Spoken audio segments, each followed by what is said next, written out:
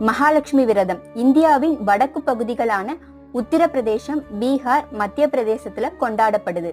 இந்த வருடம் மகாலட்சுமி விரதம் செப்டம்பர் 11 புதன்கிழமை அன்னைக்கு தொடங்கி செப்டம்பர் 24 செவ்வாய்க்கிழமை அன்னைக்கு முடிவடையுது. 16 நாட்கள் இந்த விரதம் அனுசரிக்கப்படுது. மகாலட்சுமி விரதத்திற்கான கதையை பார்க்கலாம். முன்னொரு காலத்துல ஒரு ஏழை விவசாயி தன் குடும்பத்தோட ஒரு கிராமத்துல வாழ்ந்து வரான். விஷ்ணுவோட தீவிர பக்தன் அவன். தொடர்ந்து விஷ்ணுவை அவன் வழிபாடு செய்து வந்தான்.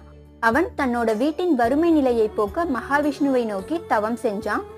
அதில் மனம் மகிழ்ந்த மகாவிஷ்ணு அவனுக்கு முன்பாக தோன்றி வரம் கேட்க சொன்னாரு.